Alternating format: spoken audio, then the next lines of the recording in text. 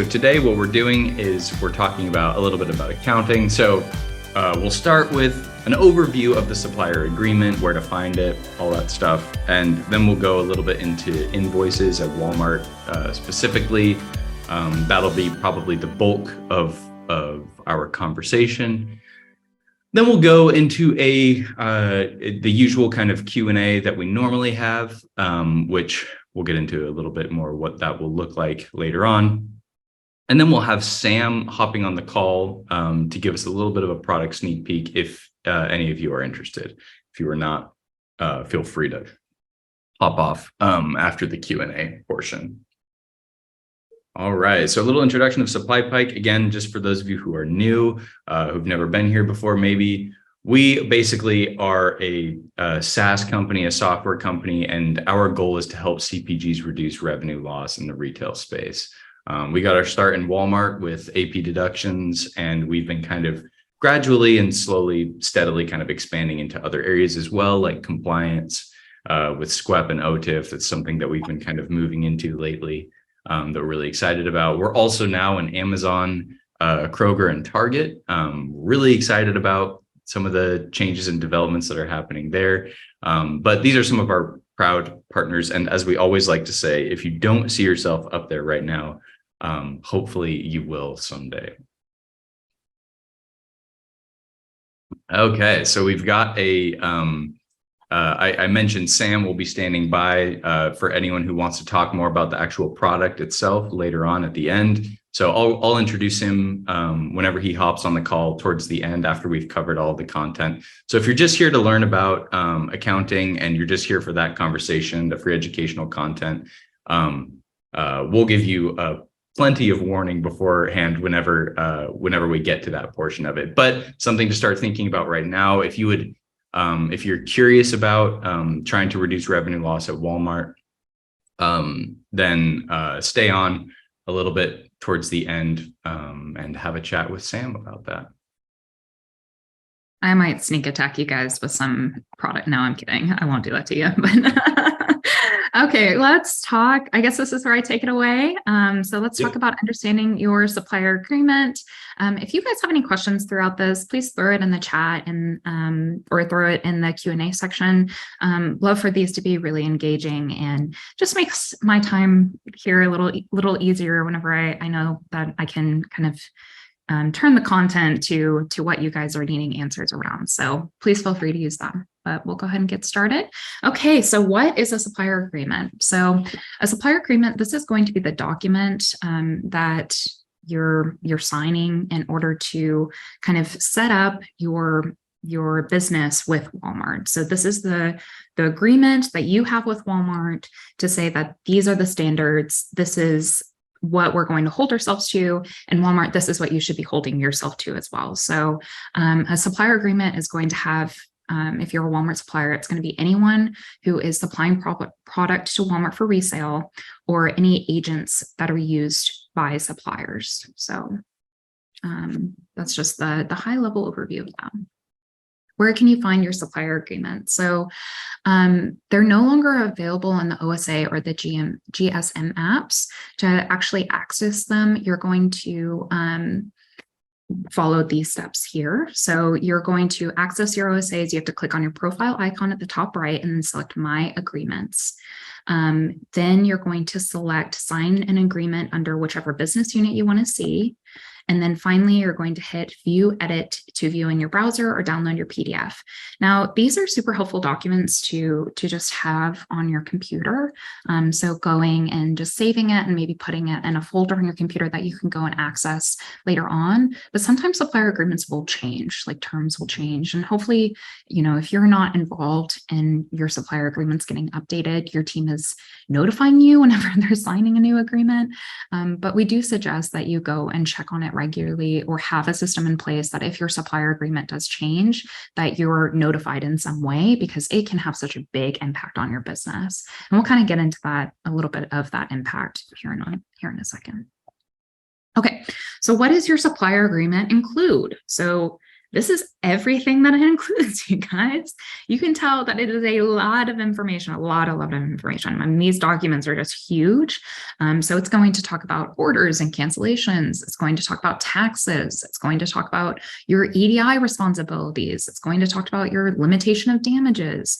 We'll get to some segments here in a little bit, but one big thing one big reason that we see a lot of suppliers care so much about their supplier agreement outside of all of this, these terms that are included is really going to be those payment terms, that cash discount, any audits. What are you agreeing to in terms of what is Walmart agreeing to in terms of how quickly they're going to actually be paying you back, in terms of the defective allowance they're going to be taking, in terms of like returns, how are returns actually going to be handled? That's all going to be in your supplier agreement. So that's one of the reasons why we focus so much on the supplier agreement just in the beginning of this like accounting webinar that we do, is because it is going to determine really how you're doing business with Walmart. And it's something that you're going to want to be referencing a lot anytime that you're looking at some of the legality or what your partnership with Walmart looks like. And so everything that we have bolded here, such as the payment terms, cash discount audits, the supplier EDI responsibility, purchase costs and conditions, appendix, it's actually going to be something that we're going to cover in today's webinar. Yeah. All right. So as we said, this is what we're going to be covering, all of that bolded stuff.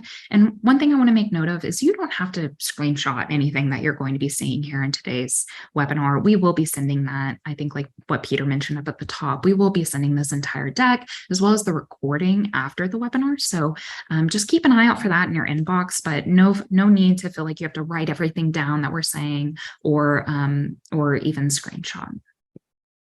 Okay. So payment terms. So what are payment terms? So suppliers usually have to transmit invoices on the same day that merchandise is shipped, but Walmart payment terms are calculated once the latest of the date the Walmart receives their PO and records the receipt. So that's going to be delivery or drop off.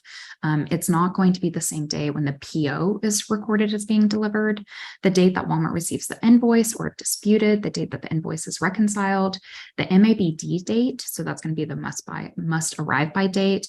And if the terms are pay from scan, the date of the sale of Walmart. So one thing that I really like to mention to suppliers, especially if you're newer, or even if you've been doing this for a while, if you're seeing a lot of code 25s come through, that's going to be the AP deduction code 25. It's going to say like,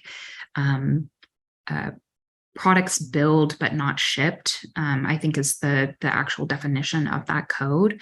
Usually what that is going to be an issue with is that you are invoicing way too soon, or maybe not even way too soon, just a couple of days too soon. And so what is happening is Walmart is actually getting the invoice, and what they'll usually do is hold on to that invoice for about 5 days. And then if 5 days have come along and they haven't received the product for it yet, they'll go ahead and send you that code 25. So what we suggest to a lot of suppliers is that you're actually going to want to set your invoice date for that must arrive by date that is on your purchase order. So that date that you are trying to ship your product, you are expecting your product to arrive, that's the date that you actually want to go ahead and send the invoice. So hopefully that's a helpful tip for you guys.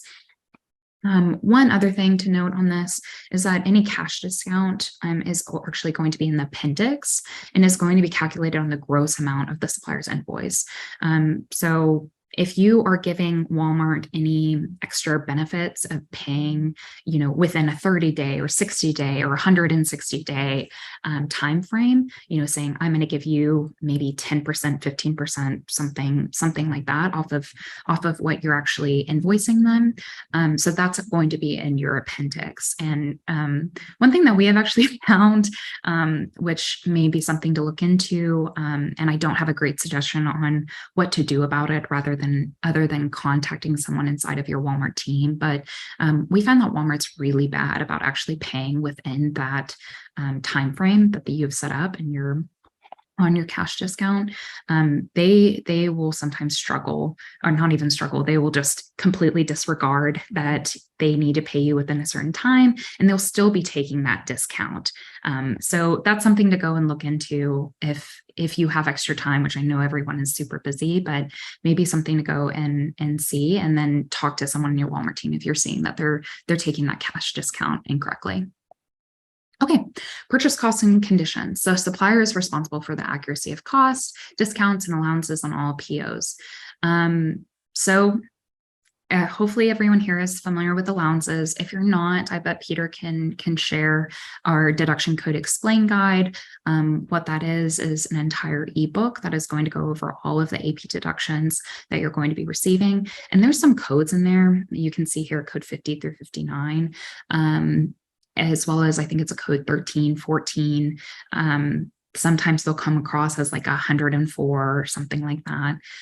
There are some codes that are allowances. And so anything that you see that is an allowance, that's actually going to be determined in your supplier agreement. And so that's what we're kind of talking about here. So if there's any incorrect information, your responsibility as a supplier is actually to go notify Walmart of the inaccuracies. And you're supposed to be doing that about 24 hours before shipment. And so in that guide as well, that I think Peter's going to send, it will actually talk about the procedure, what you should be doing.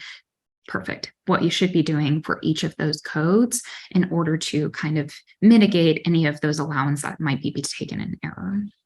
So if merchandise ships prior to the discovery of an error on the order, then parties shall confer within 48 hours of such discovery to determine the actions to be taken regarding the order. So again, check out that guide, go and look at the allowances. It will tell you what to do for each code so that you can go and adjust that.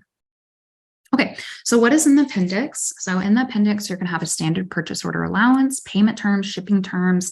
How are you expecting to ship? Are you collect? Are you prepaid? What does that look like? Product chemical information, return policy. So do you expect for your returns to get shipped back to you, or is that something that Walmart needs to handle? Shipping instructions, distribution method, condition of sale. All of that information is in the appendix. And that's one of the reasons why this is probably one of the most important parts of the supplier agreement is checking out that appendix, because it's going to lay out all of that information that you need in order to understand how Walmart is expecting to do business with you. All right, supplier EDI responsibilities. For those of you who are not familiar with what EDI stands for, it's electronic data interchange. So this is almost like a fax type system that Walmart receives all of their purchase orders. Walmart will send all of their purchase orders, receive all of their invoices, and then there's tons of different even codes for the different types of documents that they're going to be sending. We actually have a pretty robust explanation of a lot of the ones that are most important to suppliers, but this is how many retailers, most retailers even, receive their documents and send their documents that they need for their suppliers. It's almost like an email system that is going to be in a very specific format. So in here, we have supplier EDI responsibilities. So suppliers have to use an EDI system for invoices unless they agree to another process in writing. Walmart even has a web EDI, I believe what is called a free one for suppliers under a certain size that is going to be just baked right into Retail Link. So if you are under a certain size, Walmart will actually go and help you get that set up and walk you through that. But if you are just doing a one-off order, sometimes that they will agree to just do a process in writing. That's going to be a very rare case. Most suppliers actually need to have an EDI system in place. Yeah, and if Walmart agrees to waive the EDI requirements, orders may be sent via overnight mail at a supplier's expense. So again, that's going to be for the really small one-off orders where they're maybe testing out a product and just maybe 100 stores. Most case, you're going to be using either an EDI system like SBS Commerce, True Commerce, Direct Commerce, I believe is another one, or you're going to be using the free one that just comes in Retail Link. Okay, so using EDI means that the supplier accepts the EDI terms and requirements. EDI is a safe way to share data. So it's a very secure, safe, again, standard way to share data. You're going to have unique login information for each user. There's going to be EDI documents and printouts that you can use to look at what the EDI is. And EDI documents contain supplier's user identification, will constitute signed writing. So EDI documents are going to be like the official, what is officially being sent from the supplier to Walmart, to the retailer. You should be considering EDI documents as almost your source of truth for what Walmart is, how they're getting their data, because truly that is how they're getting their data and how they're sending it to you. Hopefully that helps. Okay, Walmart invoices, fun. So again, EDI setup is the language and format for Walmart shipping data. So Walmart invoices are sent through EDI invoicing. So you can look down here at the bottom.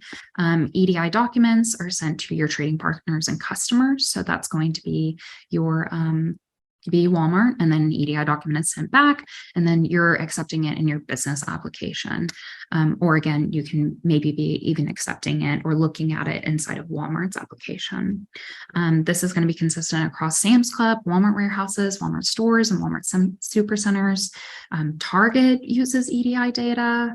I believe Kroger uses EDI data. EDI is very, very common in brick and mortar retailers. So hopefully that helps with you guys there. Why EDI is important to understand. This is how suppliers get paid. Again, this is going to be how Walmart understands how much that they need to be paying you through invoices. If invoices don't match the PO, they're going to kind of sit in limbo until they get fixed. And we'll kind of go over that here in a second. And often if there's an EDI issue, so that like code 25 that I was talking about, there's a few SQUEP problems, which stands for Supplier Quality Excellence Program. If you're not transmitting your advanced shipping notice, so your ASNs, and those are not correct, then you can receive some SQUEP fines, which I think Peter may have some additional resources around, or maybe he can jump in and talk a little bit more about that. He's more familiar with SQUEP than I am, but EDI, if you are not transmitting your EDI correctly, then you will usually see some deductions or some fines come your way. Okay, so now that we have kind of that background on what EDI is, what your supplier agreement is, let's actually dive into the accounting tools that are in Retail Link. So Retail Link, hopefully everyone is familiar with that, but that's going to be the Walmart portal that you're logging into that crashes a lot and you have to like refresh and turn around 3 times. No, I'm kidding. But Retail Link is going to be the main app that you're going to be using for your Walmart business. And inside of here, there are 3 main tools that we're going to be covering in this webinar, but 3 main tools that we consider like the accounting tools for a Walmart supplier. So that's going to be APIS, so Account Payable Inquiry System. That's going to be the accounting scorecard, and then APDP, which is the accounts payable dispute portal. So APIS is going to view and pull where you view and pull payments, invoices, checks, and claim information. Anything around payment about how much money you're getting from Walmart is going to be an APIS. Your accounting scorecard, that's going to talk about your invoice accuracy through invoice match and EDI accuracy. So we'll go over deeper that here in a second, and one of the reasons why we're kind of setting up the EDI in the previous slides. And then we have APDP. So this is going to be your dispute portal for deductions. This is the newest way, and I say newest, I think it's like a year and a half, that suppliers actually go and dispute their deductions. Previously, it was through a portal called Direct Commerce, which was a third-party system. Walmart has pulled that into their Retail Link, into Retail Link. So you now do this all, you do the entire process for measuring your performance, measuring your payment performance with Walmart under Retail Link. Let's dive in. Okay, let's get into APIS. All right, so APIS is the Accounts Payable Inquiry System. This is going to be that application, again, that allows for you to view and pull payments, all of your payment information, your invoices, your check, your claims. Whenever I used to be in product development for SupplyPike, and I dealt with our deductions product, and I was in APIS probably every day for our suppliers, for our customers, to just check to make sure that everything is aligning how it should be. I highly suggest checking this regularly if you're responsible for, especially like the deductions that are coming across from your company, because this is usually going to be the number one way that you're going to be informed that you are receiving a deduction. And the sooner that you just go and dispute a deduction, or the sooner you go and check up on any payment issues and actually start the process for going and disputing it, the quicker that you're going to receive your money. So highly suggest this is an important place to be looking. So there's a few areas that you can kind of look in APIS that we use the most, and that's going to be the paid history. So this is where we're going to view past payment details, invoice details, what are you actually sending, again, through your EDI to Walmart? Are you giving those allowances that you're expected to be giving? Are you invoicing for what you actually shipped? Because if you shipped less than what the purchase order actually says, and then you're invoicing for it, you can get hit with a lot of deductions, a lot of compliance fines, SQEP charges. So you need to go and look at that. Checks, you can pull 2 years worth of check information. So what is Walmart actually paying you back? Checks are important to look at because you're going to that's where you're going to get the deductions. That's where you're going to see any OTIP charges that maybe have come through. That's where you're going to see how much Walmart has actually taken in that cash discount. All of that is going to be in your checks. So claims are going to be, again, your deductions. So you can go and see what claims have been submitted against you, and you'll see all the code information there. Okay, so APIS is a great way to get, like I said earlier, visible into Walmart AP deductions, great source to pull back up claim information for disputing. And that ebook that Peter sent earlier, again, if there's any codes that are disputable, in it, it's going to talk about the proof documentation that you actually need for each of the different codes. And one very common proof document that you need for basically all of the codes is going to be your invoice. And so this is when you can go into APIS and pull that invoice information. One other thing that you can actually see on this screen is going to be that web EDI. That's that free EDI system that I was talking about earlier for smaller suppliers. Okay. Next, we're going to go over the accounting scorecard. So this is going to measure invoice accuracy through invoice match and EDI accuracy. Now let's dive into that. Okay, so when your invoice is received, it's going to be matched against that PO, so your purchase order upon delivery. Invoices that are not matched automatically, so it's not a one-for-one kind of matching, it's going to require a manual processing, so someone going and looking at it, which is going to delay your payment. So it's going to push everything back. So there's 2 metrics that you're going to be looking at. It's going to be invoice match and EDI accuracy.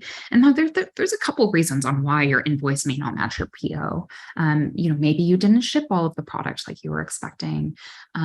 Maybe there's an EDI issue and you're actually adding 10 cents more to every item than you actually should be.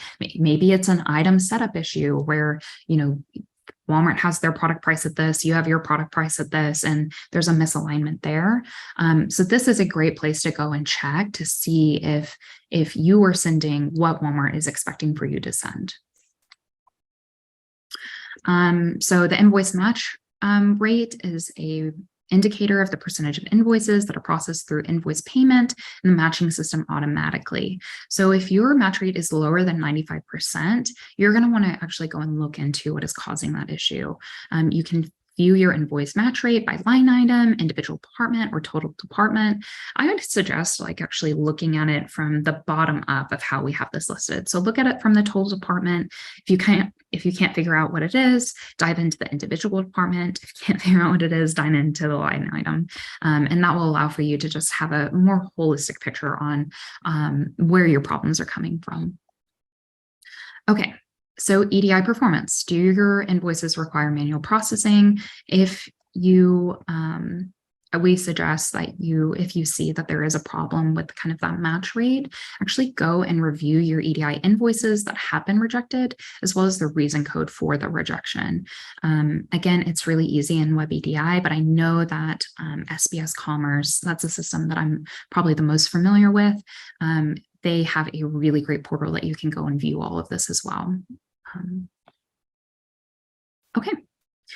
APDP, Accounts Payable Dispute Portal. This is the one that I think I am the most intimately familiar with, but we have a lot of resources on APDP that I think Peter can probably send in the chat. I think we just did one earlier this week. Correct me if I'm wrong, Peter.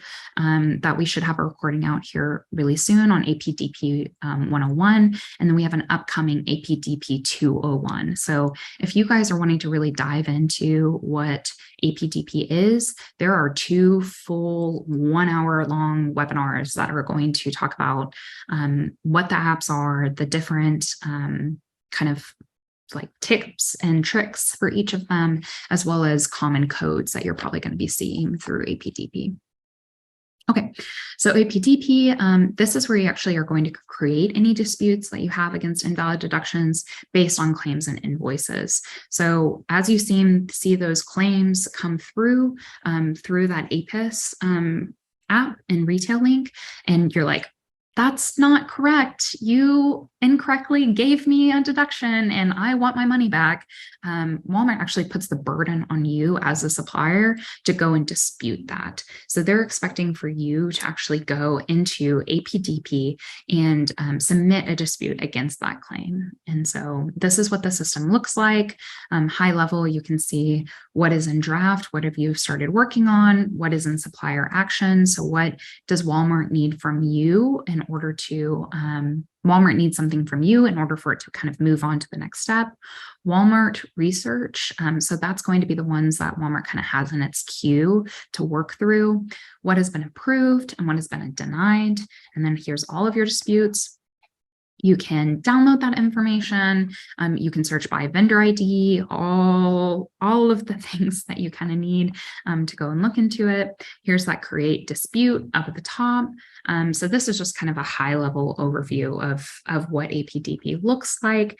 I think, and Peter, you may have to correct me again if I'm wrong, but Walmart is actually now on kind of like a rolling schedule for what types of deductions or what type of supplier they're looking at the deductions for when the deduction was disputed. So I think for grocery, they're looking at maybe October, in between October and February deductions right now. So there's been a drastic lag of when they've been able to actually go and move deductions disputes that have come through from Walmart research to either approved or denied. Previously, before they rolled out APDP, we were seeing deductions were getting approved or denied or moving to that next step within just a few months, like 2 to 3 months. Now we're seeing 6 to 7 months. So as more and more suppliers are going and submitting through APDP, we're seeing that number increase. Do you have a comment, Peter? Yeah, I was just going to add, because we were just talking about this the other day, and in APDP 101 is just that I think we're attributing it mostly to the end of settlement disputing and how that has overwhelmed APDP with a lot of disputes. So I think what it means is a lot of enterprise suppliers were relying very heavily on settlement disputing at Walmart to deal with all of their shortage deductions. And so those enterprise companies now had to hire full teams of people to go through and do the kind of tedious work of making these disputes on their own. And APDP has just been inundated with all these disputes. And that kind of would have started about April, but I think it's kind of reaching a fever pitch right about now. So no news, I don't think, from me or us generally on how long that will last, or when it will get better. But yeah. It's rough, and especially with a lot of the suppliers who were using the Walmart settlement program. They are now relying on the mass dispute creation, so MDC, inside of APDP. And what we have found is that the majority of deductions, like 25% of deductions, are or more, are going to be coming from short shipping. So that's going to be your code 22s, code 24s. Walmart saying that you didn't ship all of the product that you actually did.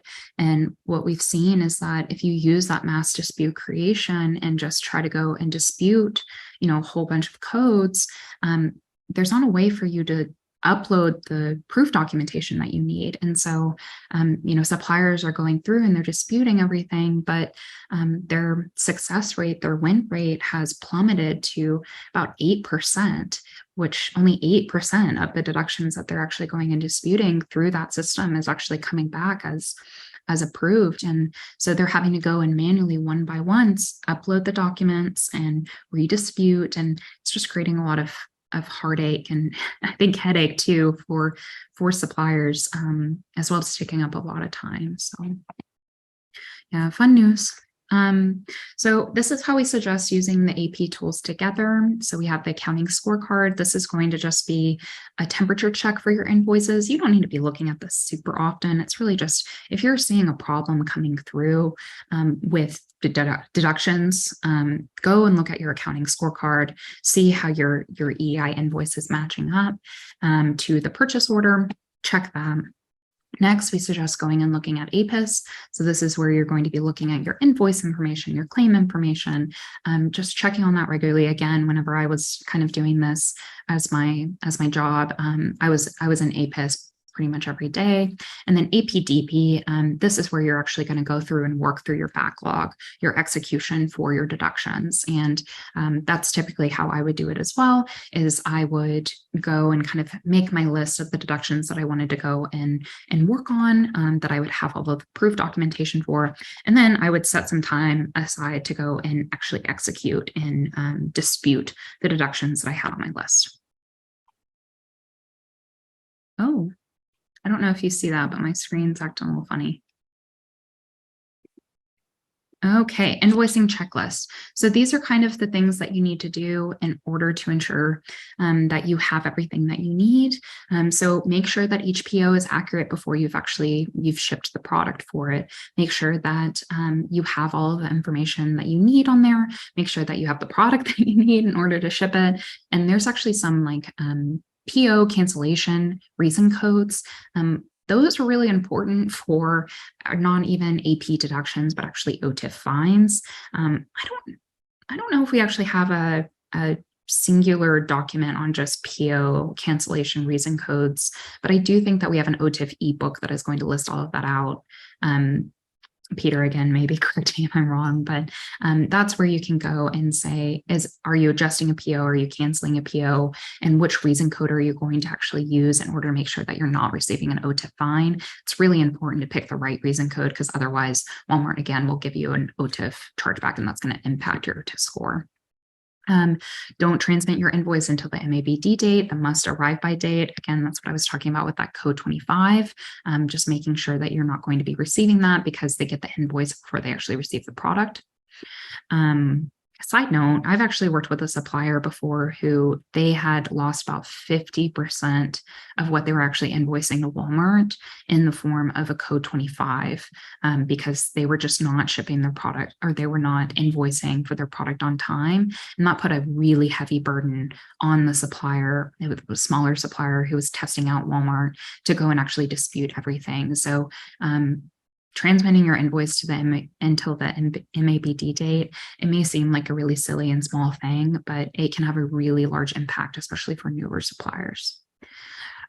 Preparing, labeling, and shipping orders per the guides and to aid in accurate receiving. So if you guys have not taken a Walmart DC tour, I highly suggest for you to try to get on that list. We're actually working on preparing kind of like a cohort for suppliers to join us on walking Walmart DC. I've done one multiple times. Our team, everyone in our company really tries to do it. Not everyone in our company, but there's quite a few people in our company who try to do it once a quarter. The reason why that can be so valuable is because labeling, how you label and how you ship your orders is really going to impact how easily they receive it in the DC. Those DCs are dimly lit and hot, and they're receiving a lot of product, and the people who are intaking all of the shipments, they are just trying to get through their work as fast as possible.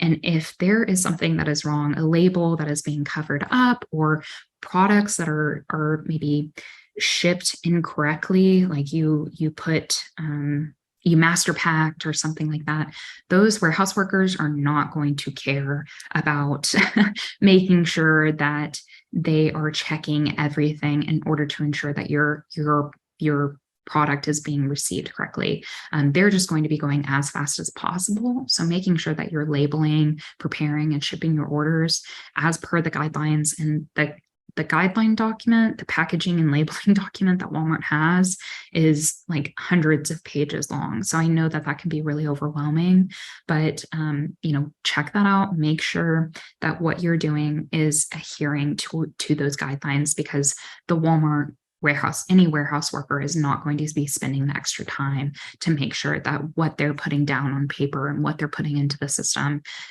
is actually the case. And that's one of the reasons why we see so many shortage codes, is because they're just moving very fast. It's a manual process. They're not going to be going and double checking everything.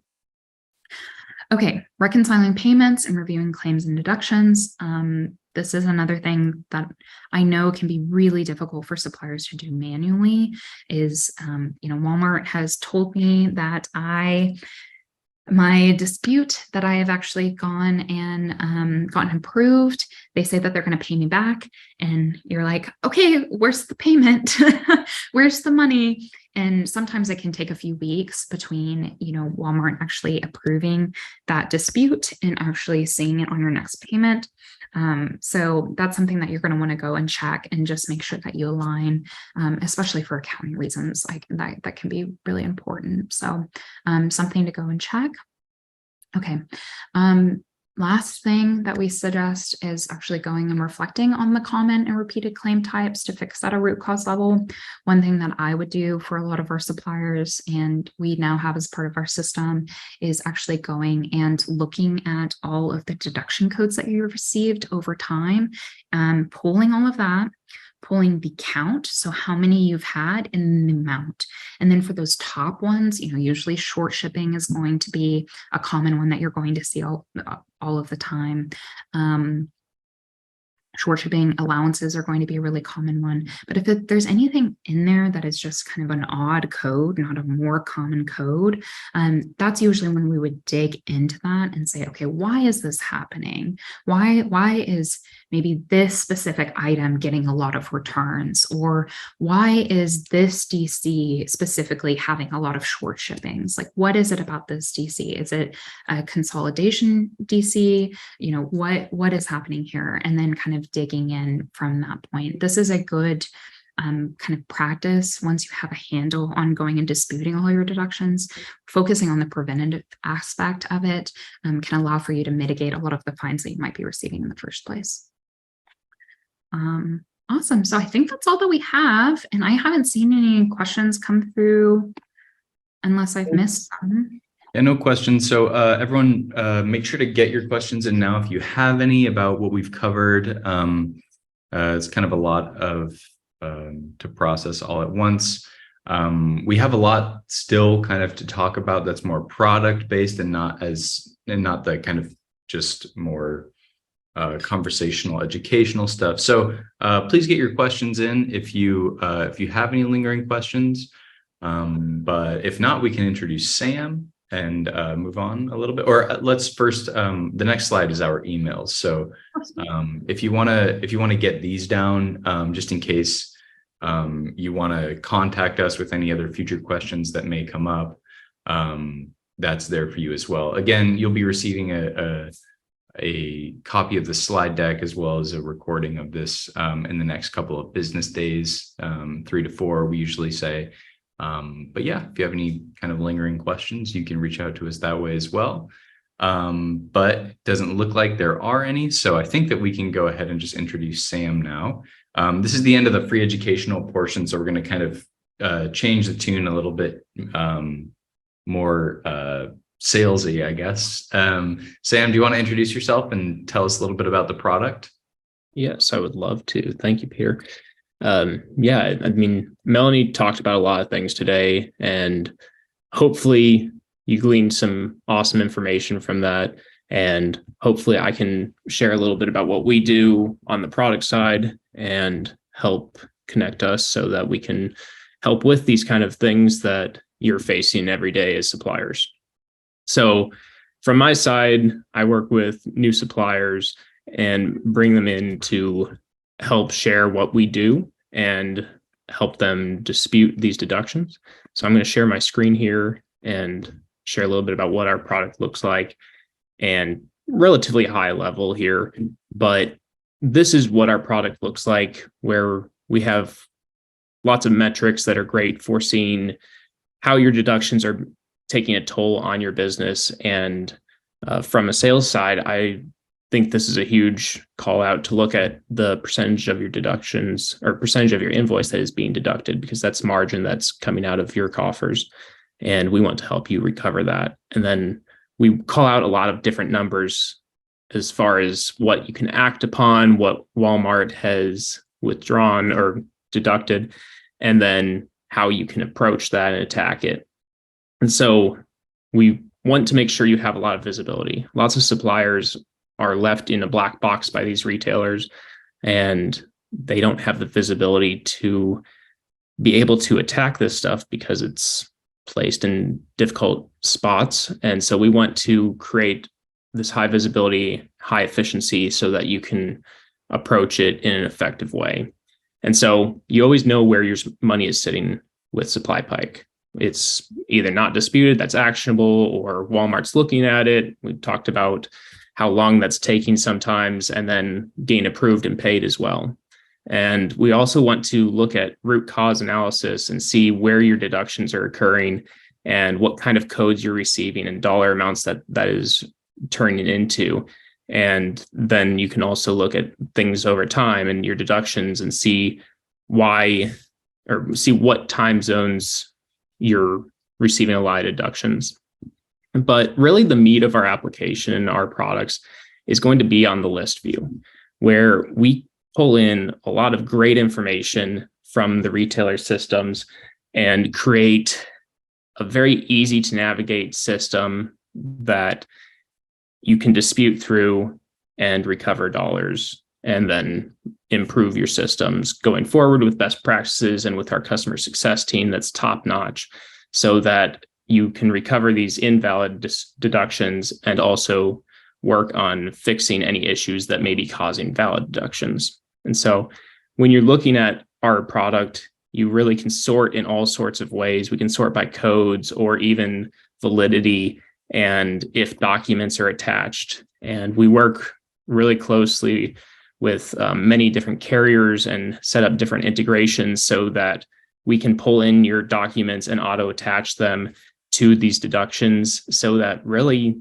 once they're ready to go, so I can sort by ready, we can select multiple of these and bulk dispute. And it's a really powerful tool where Melodie was talking about how you can have a very manual process doing this, and we speed that up and make it very efficient so that you can move on with your life and focus on things that are very pressing in your business. And so, especially for small suppliers, this is going to really improve cash flow. And for large suppliers, it's often just a copious amount of work to go through 150 or many, many more deductions that are outstanding. And That's where we come in, help with that speed, efficiency, visibility, and allow you to win at retail. And so clicking into some specific deductions, we do have a lot of information within them as well. Because we are pulling all this information from Retail Link, it's very IT light to integrate and set up. And then we make it very visible where you can see your checks and your deductions, what documents need to be added. And for example, this one is ready to dispute. And so it's one-click disputing very fast. But that is the high level on our product side for Walmart. We do work with Amazon, Target, and Kroger as well. But I'll pitch it back to Peter here, see if there's anything else you need me to do. All right. Thanks, Sam. That's perfect.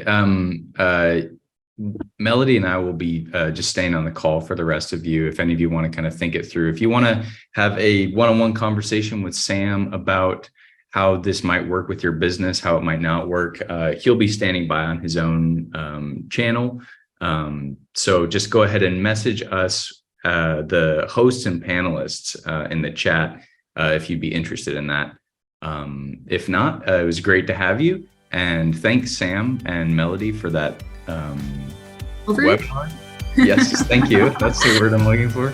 And yeah, we'll just be standing by for any of you if you're interested in that. But thanks for having us and participating this time.